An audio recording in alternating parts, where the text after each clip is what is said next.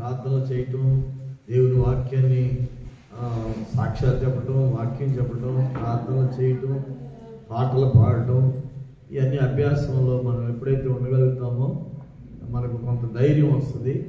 ఆ ధైర్యం రావడమే కాకుండా ఇతరులకి వాక్యం చెప్పడం వలన ఏదన్నా ఆ వాక్యం వాళ్ళకి పనిచేసి వాళ్ళ అవసరతను బట్టి దేవుని సన్నిధికి రావడానికి అవకాశము ఉంటుంది. కనుక మనం వెళ్తే నాకు పాటలు రావనకూడదు, వాక్యం తెలియదు అనకూడదు, ప్రార్థన చేయటం రాదు అనకూడదు, తర్వాత ఏ పరిచర్య కూడా నాకు తెలియదు అని అనకూడదు. మనం చేయగలగటం వలన ఏమవుతుందంటే ఎవరో ఏదైతే అమ్మ కొంచెం మీరు ప్రార్థనకి వెళ్ళేవాడు కదా, కాస్త ప్రార్థన చేయండి అమ్మా అని అన్నారనుకోండి, మాకు ప్రార్థన చేయలేదండి అని అంటే కాదు. మనం ప్రార్థనకి వెళ్తున్నాం అన్న సంగతి వాళ్ళకి తెలిసి వాళ్ళు ఏం చేస్తారంటే అన్యులైనటువంటి వాళ్ళు మాకు కొంచెం ప్రార్థన చేయండి అని అడుగుతారు. అడిగినప్పుడు మనం ఏదో ఒకటి మనం చేసుకునే ప్రార్థన వాళ్ళకి ప్రార్థన చేస్తాం. అట్లా చిన్న పాట పాడటం, ప్రార్థన చేయటము, చిన్న వాక్యం చెప్పటము, సాక్ష్యం చెప్పటము, దేవుడు మీకు చేసిన మేళ్లను అది ఇతరులకు తెలియచేయటం వలన ఏమవుతుందంటే అందరూ దేవుని సన్నిధికి, ఒకవేళ నీ మాట ద్వారా దేవుడు ఆ వ్యక్తిని దేవుని సన్నిధికి ఆకర్షించుకుంటాడేమో తెలియదు. చెప్తారు వాళ్ళు, తర్వాత చెప్తారండి, నేను ఒకరోజు చిన్న సాక్ష్యం విన్నానండి, పలానాతను నాకు చిన్న మాట చెప్పారు కనుక నేను ఆ మాటను బట్టి నేను దేవుని సన్నిధికి వచ్చాను అని ఆ సాక్ష్యం చెప్పవచ్చు.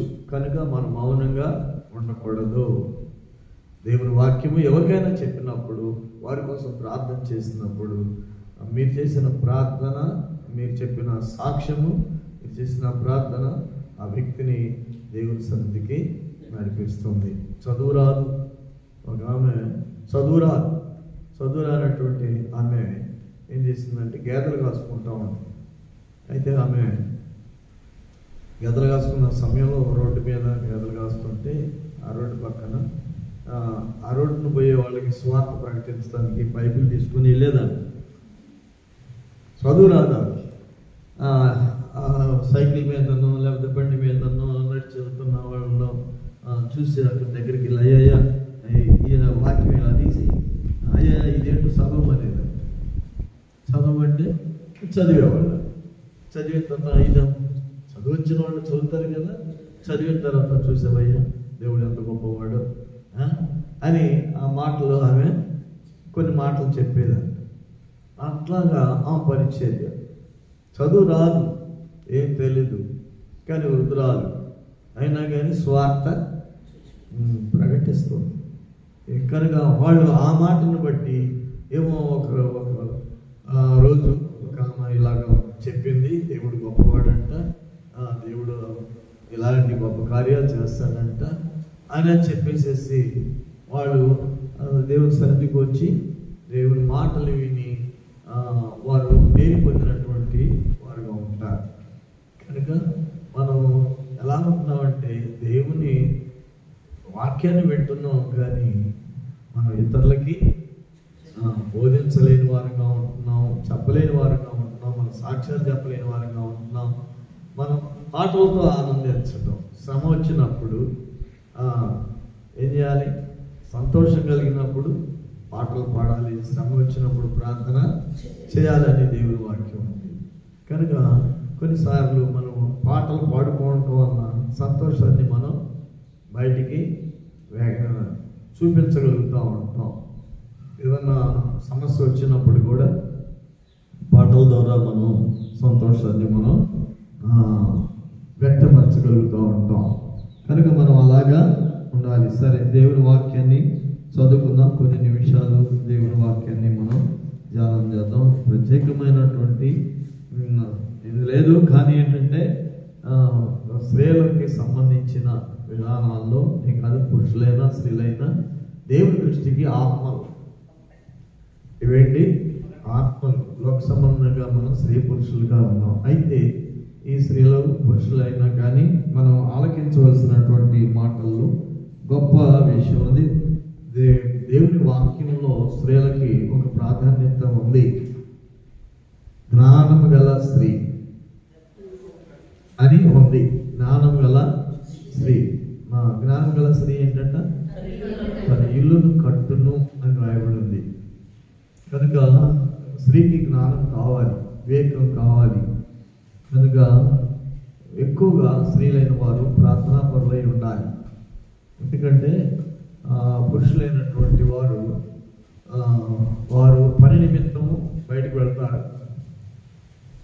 బయటికి వెళ్ళిన తర్వాత పనులు చేసుకుని వస్తూ ఉంటారు. బయట ఎన్నెన్నో స్థలాలకు వెళ్తూ ఉంటారు, ఎన్నో పనులు చేస్తూ ఉంటారు. కనుక ఇంటికి వచ్చినప్పుడు లోకంలో ఉన్నటువంటి ఆ ప్రభావాలు, ఆ చీకటి, ఆ ప్రభావం ఏం చేస్తుందంటే ఆ మనిషిని కనుక ఇప్పుడు పారుదల దేవుడు ఆ చీకటిని పోగొట్టేది ఎవరు? స్త్రీలు. ఆ బాధ్యత మనం తెలుసుకోవాలి. ఎందుకంటే జ్ఞానం గల స్త్రీ ఇల్లును కట్టును అని అంటే ఆ స్త్రీ ఏం చేస్తుందంటే తన యొక్క పురుషుని యొక్క నడవడికలు జాగ్రత్తగా కనిపెడుతుంది. తన ఇంటి వారి నడతలు అంటే ఇంటి వారు ఎవరు? భర్త, పిల్లల విషయంలో కూడా జాగ్రత్తగా కనిపెడుతుందంట. జ్ఞానం కలిగినటువంటి స్త్రీ. కనుక జ్ఞానం కలిగినటువంటి స్త్రీగా ఉండాలి. ప్రార్థన చేయాలి. ప్రార్థన ద్వారా జయించాలి తప్ప నోటి మాటలతోటి ఎవరు జయించలేరు. నోటి మాటలు కాదు జయించేది, కానీ ప్రార్థనా పరులై ఉండాలి. స్త్రీలు ప్రార్థనా పరులై ఉండాలి. సరే, దేవుని యొక్క సన్నిధికి వచ్చినటువంటి స్త్రీలైనటువంటి వారు తమ హృదయాల్ని దేవుని వైపు, దేవుని వాక్యం వైపు ఉండాలి. ఏదో వచ్చాము వెళ్ళాము అనే స్థితి కాదు. కనుక వాక్యము తమ హృదయాలకు చేర్చుకునేటట్లుగా మనం ఆలకించాలి. ఇక్కడ దేవుని వాక్యాన్ని మనం చూద్దాం. ఒక వాక్యాన్ని అపోస్తల కార్యములు 16వ అధ్యాయము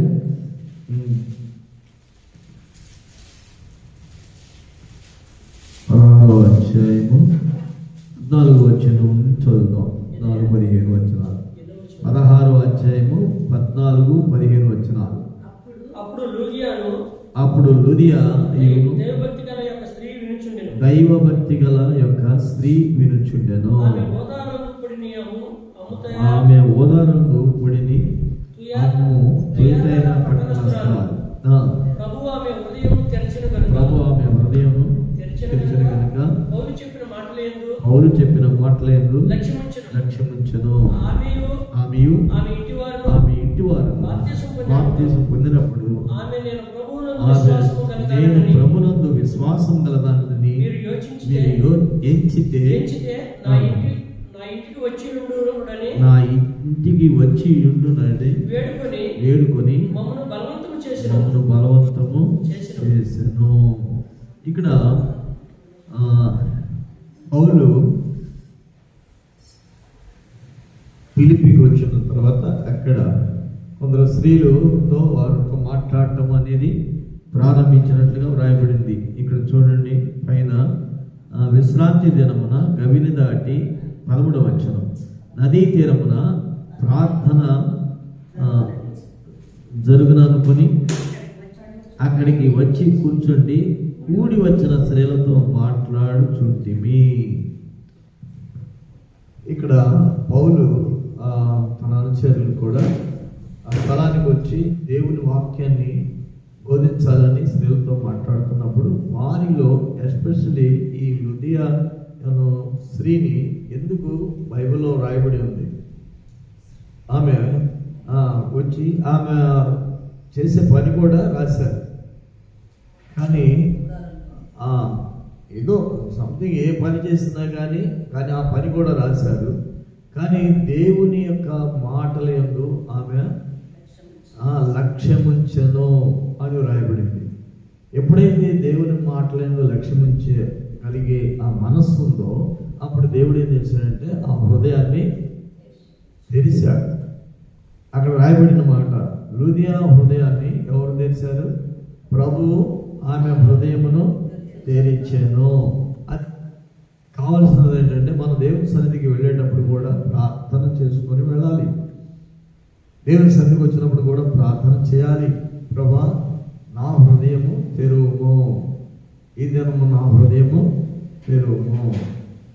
ప్రభా, నీ మాటలు నేను గ్రహించున్నట్లుగా నా హృదయం తెరువమని ప్రార్థన చేయాలి.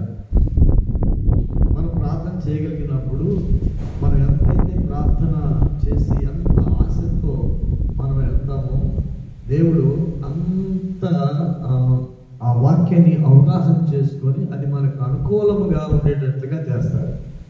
ఆశ ఉన్న ప్రాణాన్ని దేవుడు తృప్తిపరుస్తాడు అని రాయబడింది. కనుక ఈమె పౌలు మాటల యందు దృష్టి పెట్టింది. ఏంటో వినాలి. అక్కడ మనం చూస్తాం.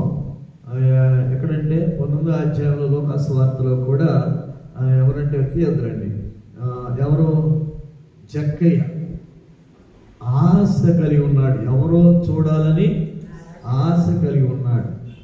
ఈమె కూడా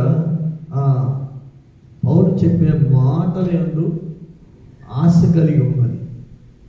కనుక ఎప్పుడు దేవుడు ఏం చేశాడంటే ఆ హృదయాన్ని తెరిచాడు. రాయబడింది చూడండి ఇక్కడ, ప్రభు ఆమె హృదయమును తెరిచను కనుక పౌలు చెప్పిన మాటల యందు లక్ష్యముంచెను. కనుక ఎప్పుడైతే దేవుని యొక్క మాటల యందు లక్ష్యం ఉంచగలిగారో అప్పుడు ఏం జరుగుతుంది? అక్కడ చర్య జరుగుతుంది. కనుక దేవుని వాక్యాన్ని వింటున్నాము, చాలామంది ఏం చేస్తున్నామంటే దాన్ని అనుకరణ చేయలేకపోతున్నాం, అనుసరించలేకపోతున్నాం. కనుక మేలు పొందలేనటువంటి వారంగా ఉంటున్నాం. ఈరోజు దేవుని వాక్యం విన్నాను నేను, ఆ వాక్య ప్రకారంగా నా హృదయము స్పందించింది, వింటాము, తీసుకుంటాము, కానీ అది కొంతవరకు ఎదిగి అది మళ్ళీ అణిగిపోతుంది కొన్ని విషయాలు. అదే ప్రభువు చెప్పినటువంటి ఉపమానం కూడా, విత్తనము ఏమవుతుంది, అది ఏ నేలలో పడింది, రాతి నేల, ముళ్ళ తుప్పలలో పడిన విత్తనాన్ని గురించి బోధించారు. వింటాము, ఎదుగుతుంది, కానీ ఏమవుతుంది, అణిచివేయబడుతుంది. రాతి నేల అయితే దానిలో ఎక్కువగా సాయిల్ లేనందువల్ల అది ఎదగలేకపోయింది అని రాయబడింది. కనుక మనము మన దృష్టి, ప్రభా, నీ వాక్యము నా హృదయములో సంపూర్ణంగా నిల్చున్నట్లుగా నాకు సహాయం చేయము అనేది మనము ప్రార్థన చేయాలి. ఎప్పుడైతే మనం అలాగా ప్రార్థన చేస్తామో అప్పుడు దేవుడు మన హృదయంలో ఆ వాక్యాన్ని సంపూర్ణంగా నిలబెడతాడు. కనుక ఇప్పుడు ఏం చేయాలన్నా కానీ పరిశుద్ధాత్మ దేవుడే తప్ప మనంతటా మనం ఏమీ చేయలేము. ఏది చేయాలైనా మానవులమైన మనము ఏ పని చేయలేము, ఏది చేయలేము. దేవుని ఆత్మ ఎవరికి తోడుగా ఉంటుందో వారు మాత్రమే సాధ్యపరచగలరు. కనుక దేవుని ఆత్మ మన మీదకి రావాలి. దేవుని ఆత్మ మన మీదకి రావాలంటే దేవుని యొక్క సన్నిధిలో కూడా మనం ప్రార్థన చేయాలి. ప్రభా, నీ ఆత్మ నాలోనికి రానివ్వు. దేవుని ఆత్మ ఏం చేస్తుందంటే సర్వసత్యంలోనికి మనల్ని నడిపిస్తుంది. కనుక వ్యర్థమైన ఆలోచనలు, తలంపులు ఇవన్నీ కూడా రావు. సత్యమే. ఒకవేళ అసత్యము, అన్యాయము, అక్రమము నీ పట్ల ఏదైనా జరుగుతున్నప్పుడు నువ్వు ప్రార్థన చేస్తావు. నీలో అంటే ప్రార్థన చేసేది ఎవరు? నీలో ఉన్న పరిశుద్ధాత్మ. పరిశుద్ధాత్మ ఏం చేస్తుంది? ప్రార్థన చేస్తుంది. పరిశుద్ధాత్మ ప్రార్థన చేస్తున్నప్పుడు నీ ప్రార్థనకి జవాబు దొరుకుతుంది. అక్కడ ప్రార్థనకి జవాబు దొరుకుతుంది. ప్రార్థనకి జవాబు దొరికినప్పుడు నీకు సంతోషం కదా. నీ నోటి మాటకి జవాబు ఏంటి? నీ ప్రార్థనకి జవాబు ఏంటి? కనుక మనుషుల యొక్క నోటి మాటలు ఉన్నాయి, ప్రార్థన. ప్రార్థన అంటే ఏంటి? నిన్ను నువ్వు మరుగు చేసుకుంటున్నావు, నిన్ను నీ సృష్టికర్త అయినటువంటి దేవునికి నువ్వు అప్పగించుకుంటున్నావు, నీ సమస్యను అప్పగించుకుంటున్నావు. అర్థం కదా? ఈ సమస్యను ఎప్పుడైతే అప్పగిస్తున్నావో అప్పుడు దేవుడు ఏం చేస్తాడంటే నీ సమస్యకి తాను ఇన్వాల్వ్ అవుతున్నాడు. అప్పుడు నువ్వు కాదు చేసేది, నీ నోటి మాట కంటే దేవుని యొక్క నీ నోటి మాట కంటే దేవుని యొక్క ఆయన చర్య గొప్పదిగా ఉంటుంది. కనుక స్త్రీలు ప్రార్థన చేసే స్త్రీలుగా ఉండాలి. రోదన చేయు స్త్రీలను కనుగొనుడి అని రాయబడింది. చూడండి ఎక్కడ ఉందండి ఆ మాట? ఇర్మియా గ్రంథంలో చదువమ్మా. ఇర్మియా గ్రంథము. సైన్యములకు అధిపతి యెహోవా ఇలాగూ సెలవిచ్చుచున్నాడు, ఆలోచించుడి, రోదన చేయు స్త్రీలను కనుగొనుడి, వారిని పిలవనప్పుడి, తెలివిగల స్త్రీలను కనుగొనుడి, వారిని. చూడండి, రోదన చేయు స్త్రీలు, తెలివిగల స్త్రీలు. తెలివిగల స్త్రీలు అంటే ఏంటండి? రోదన చేసే స్త్రీలు అంటే దేవుని సన్నిధిలో ప్రార్థనలో కన్నీరు విడుస్తూ ప్రార్థన చేసే స్త్రీలు, వారిని కనుగొనుడి. తెలివిగల వాళ్ళు ఏం చేస్తారంటే వాళ్ళు ముందుకు వెళ్ళరు, ముందుకు పంపిస్తారు. ఎవరిని పంపిస్తారు? ఎవరిని పంపిస్తారు? తనలో ఉన్నటువంటి దేవునిని ముందుకు పంపిస్తారు. అది రోదన చేయు స్త్రీలను కనుగొనుడి, తెలివిగల స్త్రీలను కనుగొనుడి, వారిని పిలవనప్పుడి. మన కన్నులు కన్నీళ్లు విడిచినట్లుగాను, నీళ్లు ఒలికినట్లుగాను అది రోదన ధ్వని చేయవలను. కనుక మనం ఒక స్త్రీలలో ఉన్న ప్రత్యేకత ఏంటంటే, ఎన్ని చెప్పినా పిల్లలకు వినరు, భర్త వినడు, పిల్లలు వినరు, ఇంకా పరివారు వినరు, ఎవరు వినరు. కానీ నీ రోదన, నీ కన్నీరు ఏం చేస్తుంది? దేవుడు వింటాడు. కనుక రోదన చేసే స్త్రీలను కనుగొనండి. కుటుంబానికి ఒకవేళ శిరస్సు పురుషుడైనా తెలివి జ్ఞానము ఎవరిదండి? స్త్రీది. కుటుంబం కట్టుకోవాలంటే స్త్రీ, కుటుంబం కట్టుకోవాలంటే స్త్రీ. కనుక రోదన చేసే అనుభవము సొంతం చేశారు. అక్కడ రాయబడిన మాట ఇంకోటి ఏంటంటే, తమ కుమార్తెలకు కూడా వినుడి,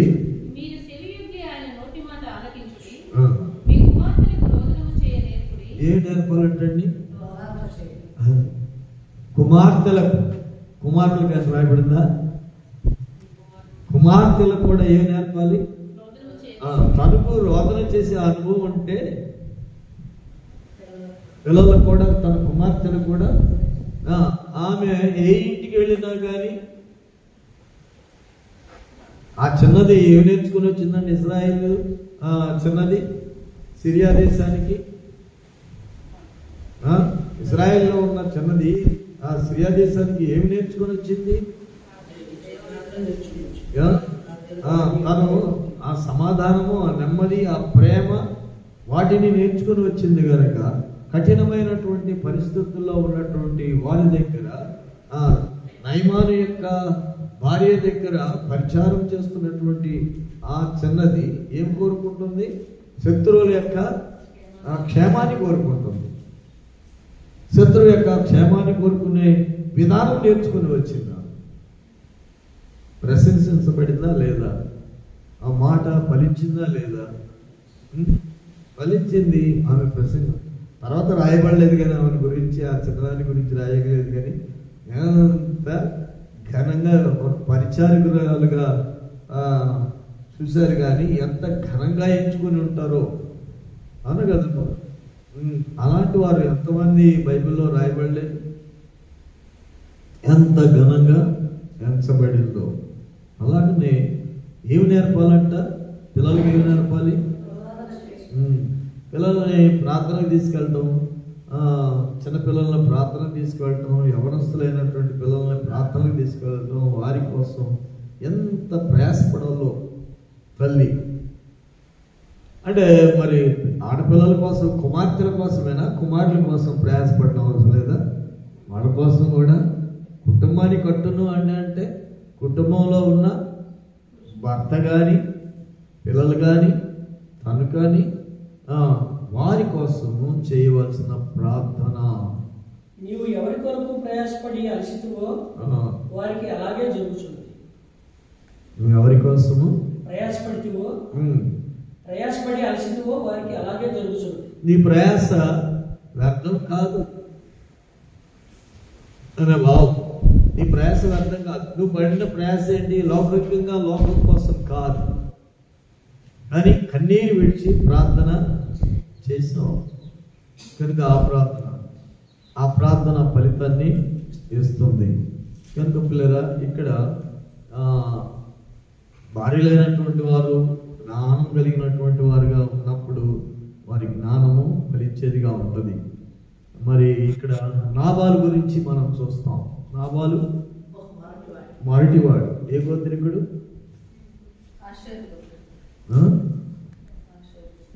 నాబాలు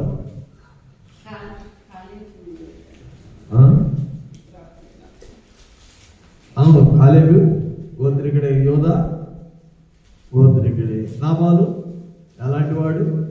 మొరటివాడు. అయితే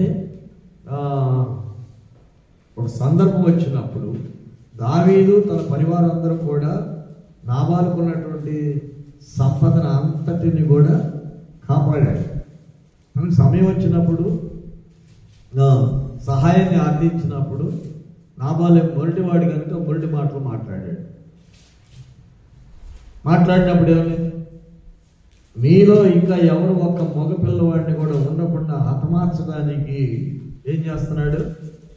దావీదు బయలుదేరుతున్నప్పుడు ఆ సందర్భము పనివారు వెళ్ళి అబీగేల్ అంటే నాబాలు భార్య, అబీగేల్కి చెప్పినప్పుడు అబీగేల్ ఏం చేసింది? అబీగారు ఏమి తన అవసరత ఏంటో తెలుసుకొని ఆ అవసరతలన్నీ కూడా చూడండి. 1వ సమూయేలు గ్రంథం 25వ అధ్యాయంలో ఉంటుంది అనుకుంటామా? చూడమ్మా, 1వ సమూయేలు 25వ అధ్యాయం.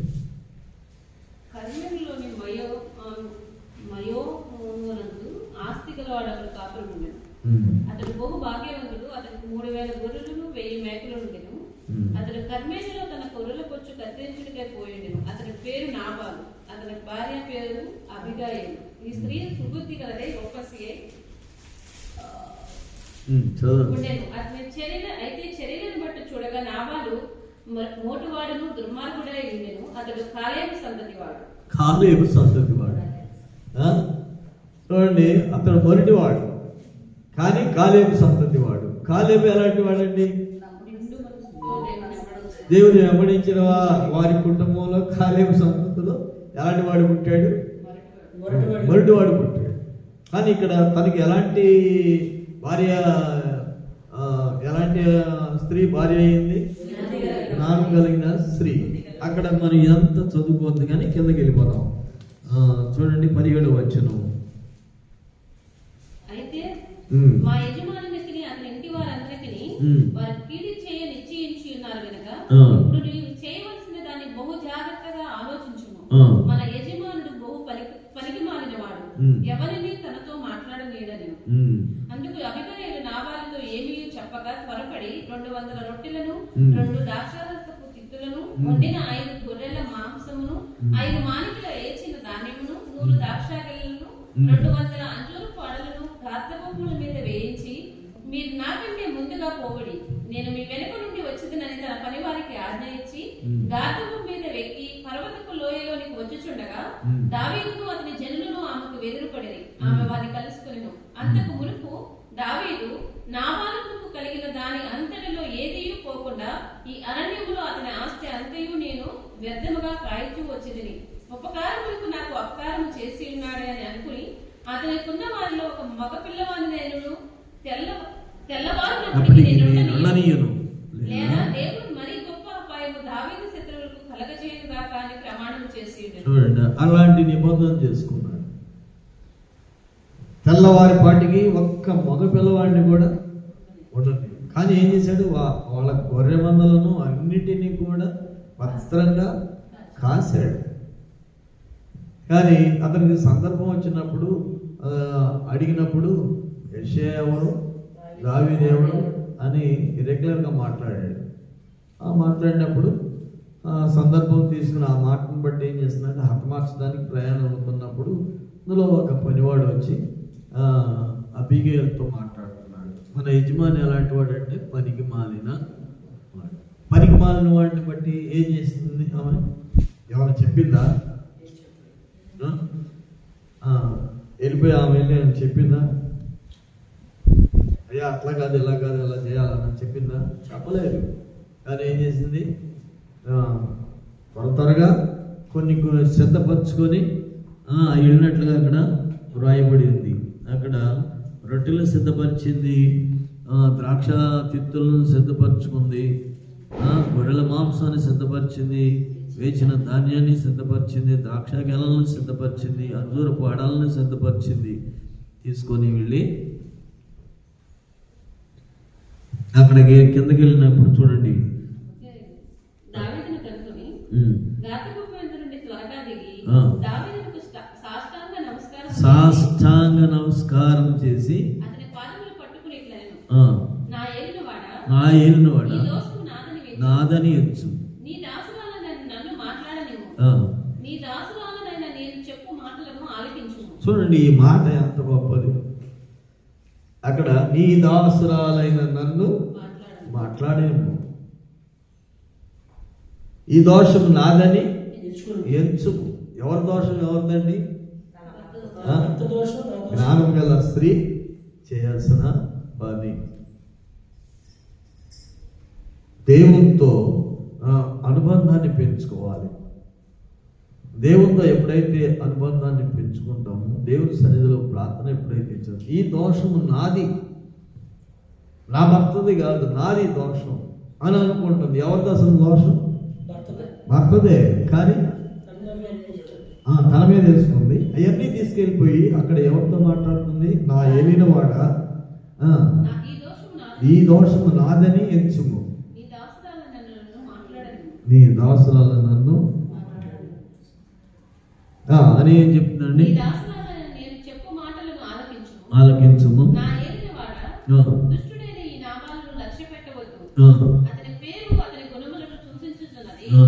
అతని పేరు నాబాలు, మోటుతనము అతని గుణము.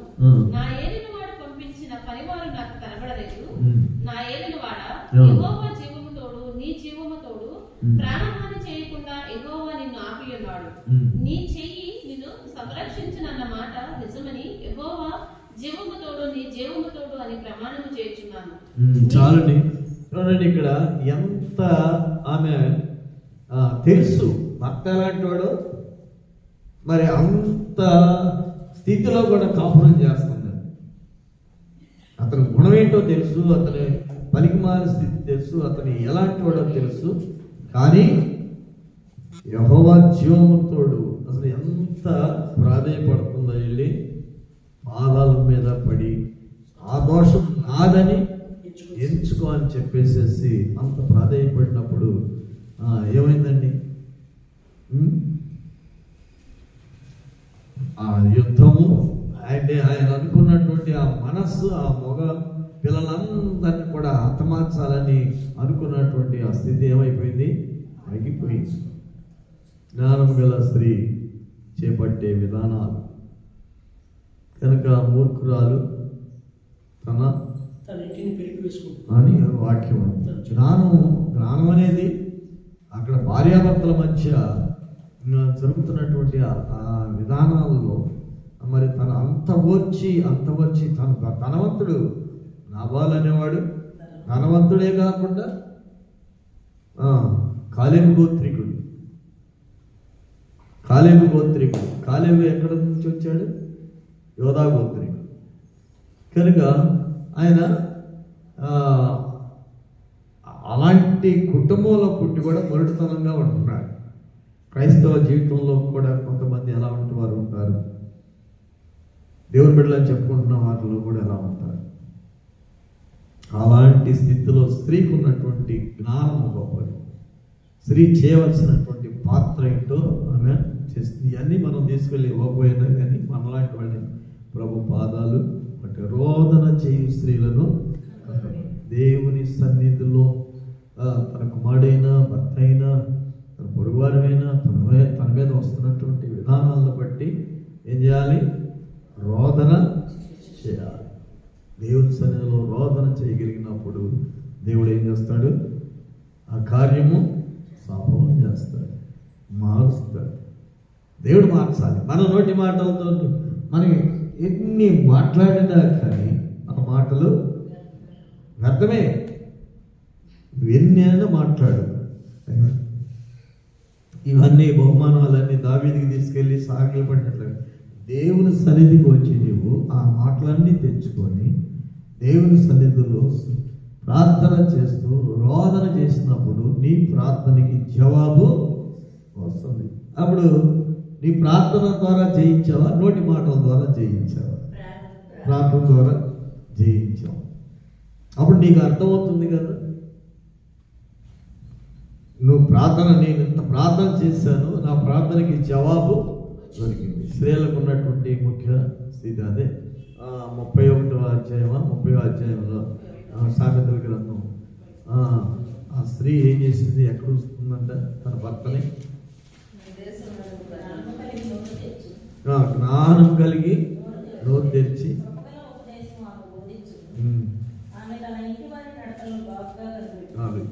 తన ఇంటి వారి నడతలను బాగుగా కనిపెట్టి కృపగల ఉపదేశాన్ని చూడండి. ఎలా పెడితే అలా మాట్లాడుకొని కొంతమంది ఏం చేస్తూ ఉంటారు? తమ కుటుంబాలని బలహీనపరుచుకుంటూ ఉంటారు.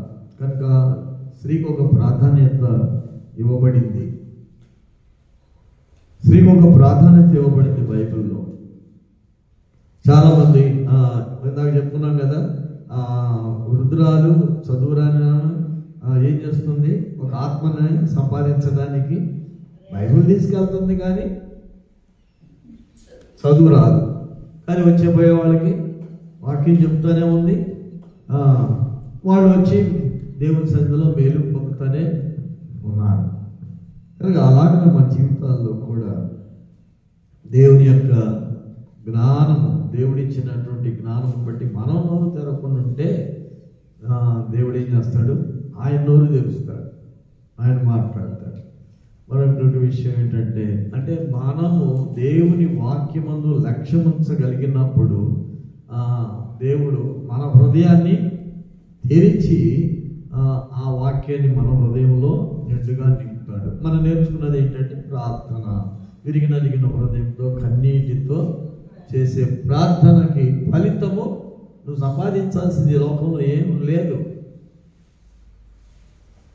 ఇంట్లో ఉంటావు, ఇంటి పనులన్నీ చేసుకుంటావు, పెద్దగడ చేసుకొని ఇంట్లో కూర్చో, మందిరానికి లేకపోతే ఇంట్లో కూర్చొని దేవుని సన్నిధిలో ప్రార్థన చేయి. ప్రార్థన చేయకపోవడం వలన ఏమొస్తున్నాయి? దురాత్మలు, చెప్పండి, దురాత్మలు ఆవరిస్తున్నాయి. ప్రార్థన చేయటం వలన ఏమవుతుంది? ఆ దురాత్మలు అంటకుండా ఉంటాయి. కనుక ప్రార్థన చేయాల్సిన బాధ్యత స్త్రీ మీద ఉంది. రోదన చేయి స్త్రీలనే కనుగొనడి అని ఎందుకు రాయబడింది? కనుక స్త్రీలకు ఉన్నటువంటి బాధ్యత, భారము అని. సరే, అబ్రహాముతో లోతు కుటుంబం ఉంది. అబ్రహాముతో లోతు కుటుంబము ఉంది. లోతు అబ్రహాముని వెంబడించాడు. లోతు కుటుంబం కూడా వచ్చింది. లోతుకి 2 పిల్లలు ఉన్నారు, ఆడపిల్లలు.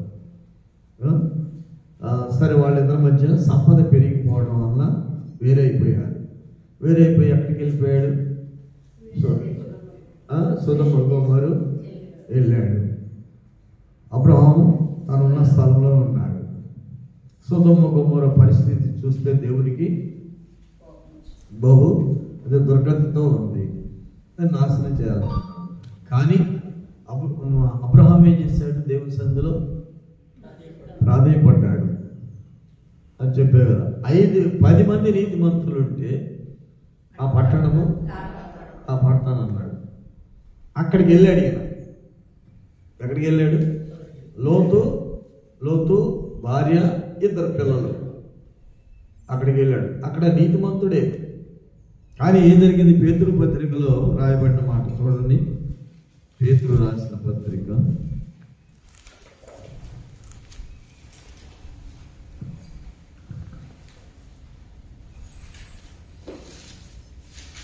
2వ పత్రిక 2వ అధ్యాయము 7వ వచనం.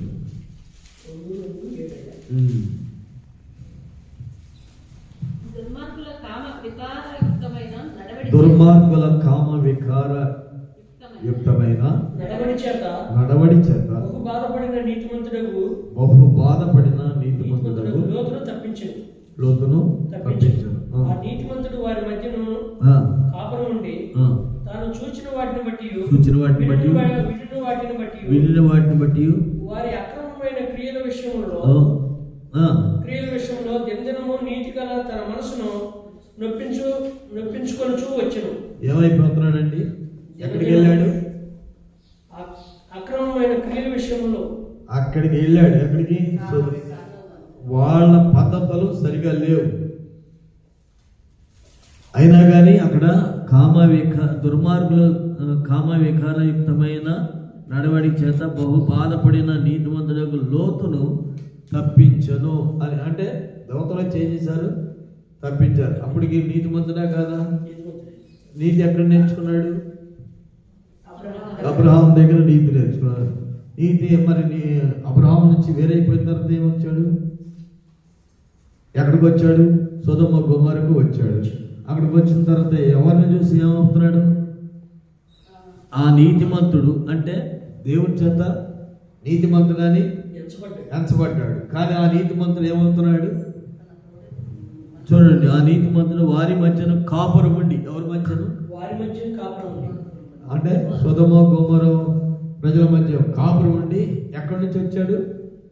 అబ్రహాం దగ్గర నుంచి వచ్చాడు. నీతిమంతుడైన అబ్రహాం దగ్గర నుంచి వచ్చి వాళ్ళ దగ్గరకు వచ్చి కాపురం ఉండి ఏమైంది? చదువుతుందమ్మా. వారి అక్రమ క్రియల విషయంలో దినదినము నీతి గల తన మనసుని నొప్పించుకుంటూ వచ్చాడట. అంటే ఏమైపోతుంది ఇప్పుడు దినదినము వారి అక్రమ క్రియలు అంటే ఎక్కడున్నాడు? అక్రమము, అన్యాయము, మోసము జరిగే స్థలంలో ఉన్నాడు. చూసి ఈయన క్రమబద్ధమైనటువంటి వాడు ఏమైపోతున్నాడు? రోజు తన మనస్సుని నొప్పించుకుంటూ వచ్చాను. తన మనస్సును కూడా పాడు చేసేసుకునే పరిస్థితికి వచ్చాడు. అయితే దేవుడు అక్కడి నుంచి తప్పించడానికి ఇష్టపడ్డాడు కదండి. తప్పించడానికి ఇష్టపడి ఆ పట్టణాన్ని నాశనం చేయాలని అనుకున్నాడు. అయితే ఇక్కడి నుంచి ఏమన్నాడు? దూరముగా ఆ పర్వతానికి వెళ్ళిపోమని చెప్పాడు. అయితే ఇప్పుడు ఏమంటున్నాడు అక్కడ? సరే ప్రభు అన్నాడా? అలా కాదు ప్రభు అన్నాడు. ఆ మాట ఆదికాండంలో ఉంటుంది. ఆదికాండము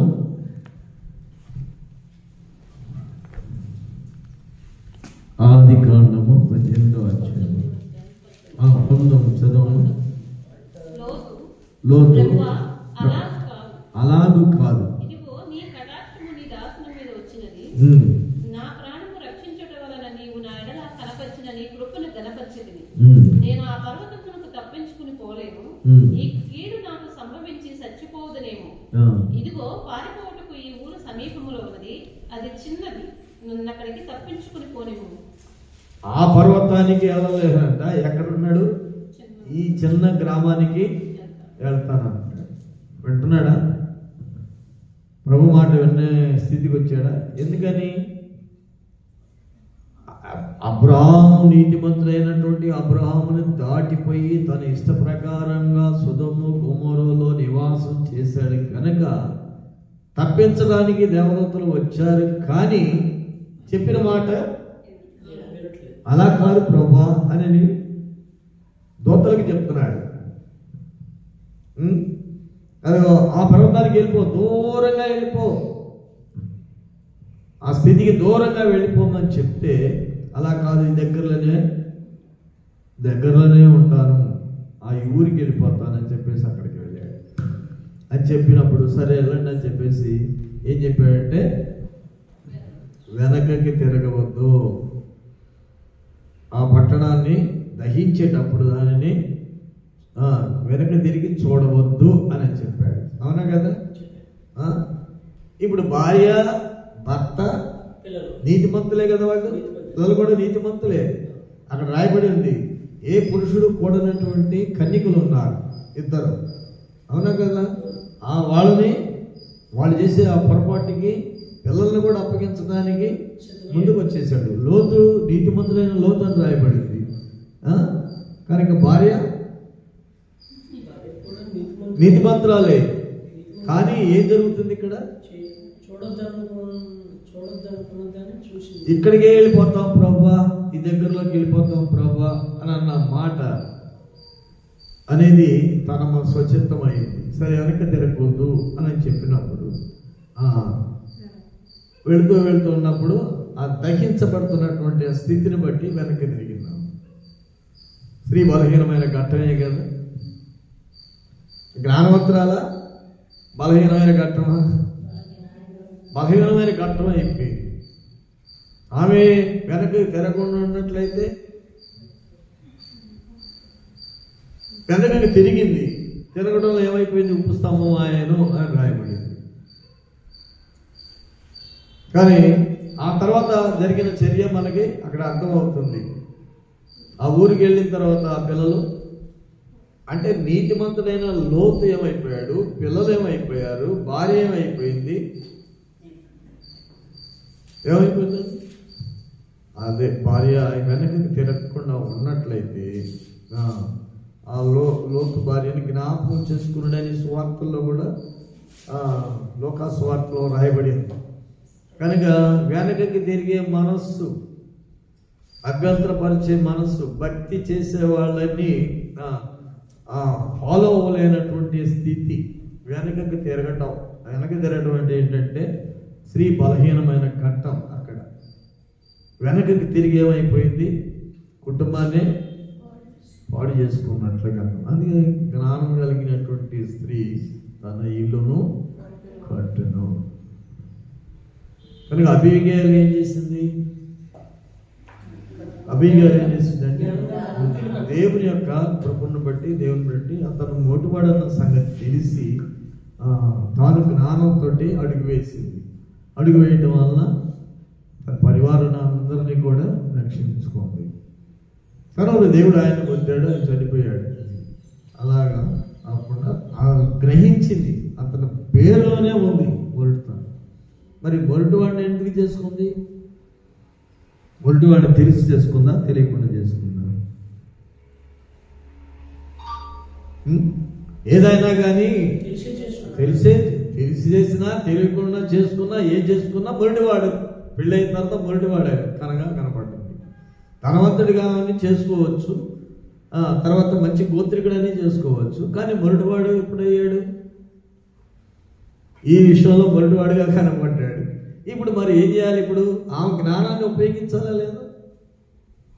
కనుక స్త్రీలైనటువంటి వారు అలాంటి పరిస్థితుల్లో ధనవంతుడని చేసుకున్నా, గొప్పవాడిని చేసుకున్నా, మంచి గోత్రికుడని చేసుకున్నా, కాలేబు వంశస్థుల వాడని చేసుకున్నా, ఏం చేసుకున్నా తాను మొరటివాడన్న సంగతి తర్వాత తెలిసిన తన జ్ఞానంతో అడుగులు వేయడం వలన తన పరివారాలందరినీ కాపాడుకోగలిగింది. కనుక అలాంటి జ్ఞానయుక్తమైనటువంటి జీవితం కావాలంటే దేవుని ఆత్మ మనలోనికి రావాలి.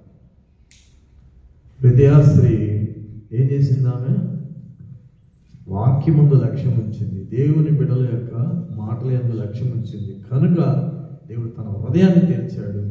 ఆ హృదయం తెరవబట్టి ఆ మాటలు పట్టుకొని ఆమె ఏం చేసిందంటే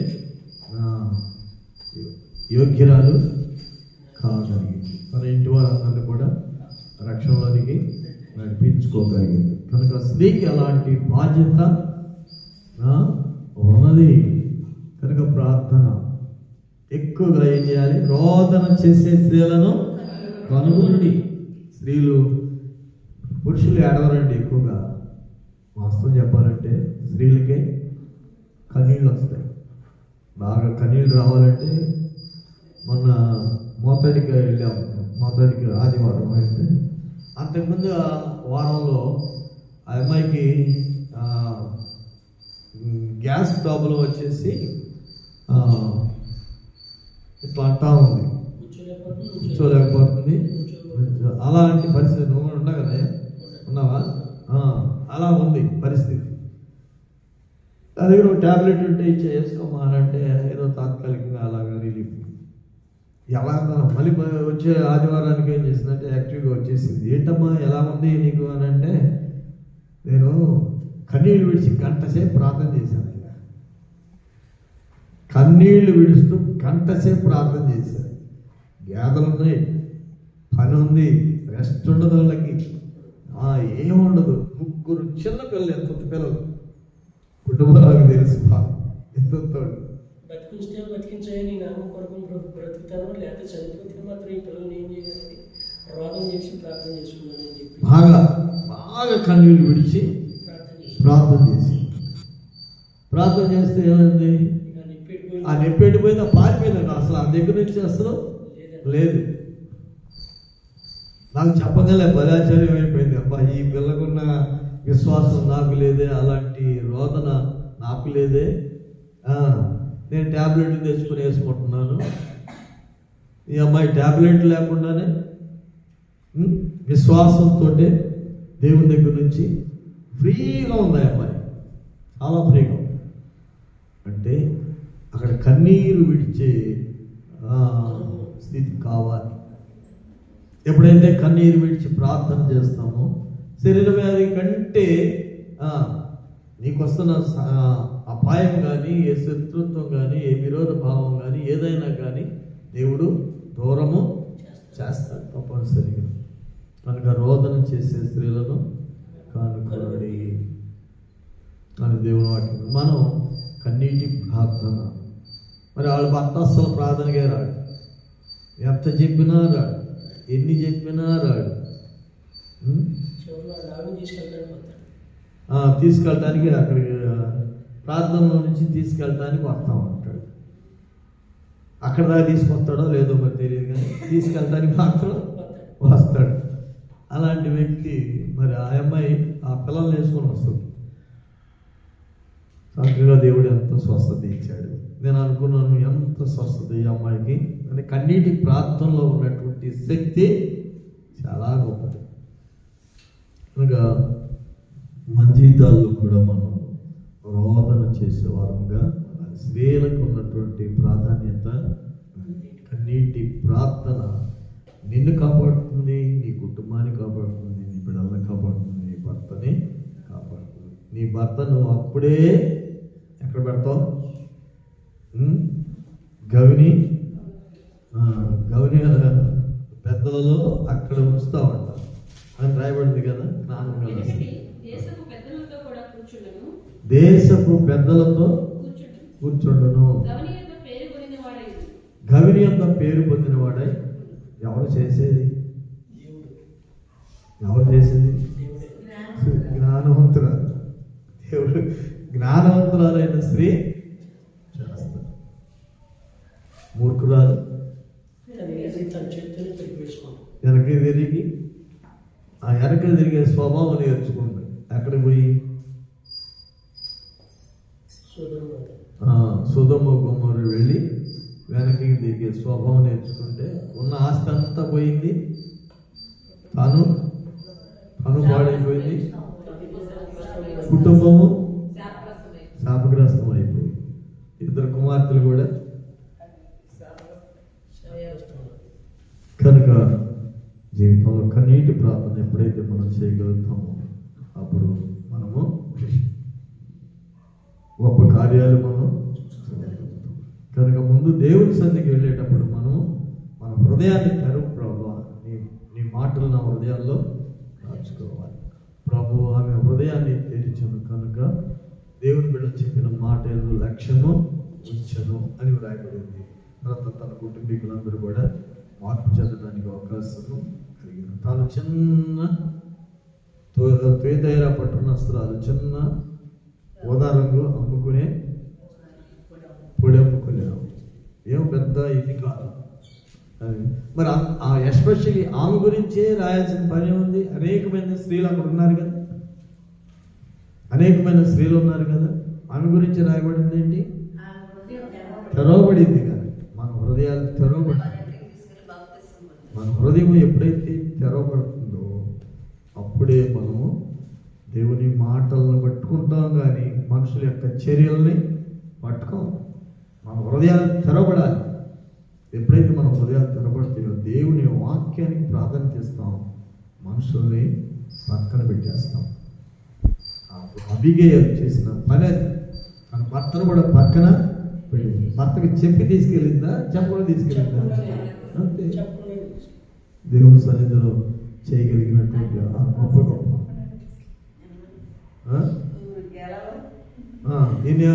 ఉండు చెప్తారా, ఆ భర్తను అడిగి చెప్తారా? అయ్యా అందా అన్నా కనుక చెప్పకుండానే తీసుకెళ్ళిపోయి, అంటే చెప్పకుండా మీరు చేయబడినట్లాగా ఒకలాగా ఒకనే అలా చేయటం కదా. దేవుని సన్నిధిలో ప్రార్థన చేయటం కోసం చెప్తున్నాం. ఆయనకి నా భర్తను అడిగి ప్రార్థనకి వెళ్తాను, చేస్తాను, చెప్తాను అని అంటారు. అవసరమైతే ఏం చేయాలి? ప్రార్థనకు వచ్చి ప్రార్థన చేసుకోవడం, లేదా నీ ఇంట్లోనే నువ్వు దేవుని సన్నిధిలో ప్రార్థన చేయగలిగినట్లయితే ప్రార్థనకి జవాబు చూడాలి. ఒక మాట చెప్పి ముగించేస్తాను. ఒక వ్యక్తి భార్యాభర్తలుగా ఉన్నారు, ఏమన్నా వస్తుంది, వివాహమైంది, ఎప్పుడో 1 గంటకి 1 గంటకి 2 గంటలకి అర్ధరాత్రి వస్తూ ఉంటాడు. వాడు ఎలాగ వస్తాడు, ఏం చేస్తాడు? ఎడ్యుకేటెడ్సే, కానీ వచ్చినప్పుడు ఏదేదో మాట్లాడుకుంటే ఏదో చేస్తూ ఉంటే ఏంటి ఏం జరుగుతుంది అని అంటే, ఆ జ్ఞానం కలిగినటువంటి స్త్రీ ఏం లేదు మేము ఊరకనే మాట్లాడుకుంటున్నాం కానీ జరుగుతుంది డిస్కస్. కానీ ఏం చెప్తుంది? వాళ్ళ పేరెంట్స్ అడుగుతుంటే ఏం లేదు, మేము బాగానే ఉన్నాం. కొంతమంది లేనిపోయినాయి అన్ని 1కి 4 తోడేసి చెప్తారు. కానీ 4 ఉన్నా 10 ఉన్నా ఏమి లేనట్టుగా ఆ స్త్రీ దేవునికి చెప్పగలిగి ప్రార్థన చేయగలిగింది. అప్పుడు ఏమైపోయింది? ఆ వ్యక్తి ఏమైపోయాడు? పూర్తిగా మారిపోయాడు. నువ్వు కూర్చోమా, నేను వండి పెడతాను అన్నట్టుగా తయారయ్యాడు. నువ్వు కూర్చో, నేను వండి పెడతాను అన్నట్టుగా. ఎవరు చేసుకున్నారు ఈ పని? జ్ఞానం కదా స్త్రీ. అదే అన్ని విషయాల్లో ఒక చిన్నదానికే 10 చెప్పుకుంటా తల్లిదండ్రులకి చెప్పుకొని భర్త మీద ఆ నిందలు ఈ నిందలు మోపితే ఏమవుతుంది? కుటుంబంలో సమాధానం ఉంటుందా? ఏమీ ఉండదు. కానీ తానే తన కుటుంబాన్ని కట్టుకుంది, తన భార్యను, తన భర్తని పెద్దల గమనిలో ఉంచినట్లుగా ఉంచగలిగింది. తన భర్తే కుటుంబ సమస్యలన్నీ చూడగలిగే స్థితికి తీసుకొచ్చింది. అలాగా ప్రార్థన చేస్తే దేవుని కార్యాలు ఎన్నో మనం చూడగలుగుతాం. జీవితాల్లో ప్రార్థనా పరులు కావాలి. రోదన చేసే స్త్రీలను కనుగొనుడి అని దేవుని వాక్యం ఉంది కనుక మరి కుమార్తెలకు నేర్పాలి, వారు నేర్చుకోవాలి. ప్రార్థన చేస్తే అసాధ్యం అంటే ఏది? ప్రార్థన చేసుకుందాం.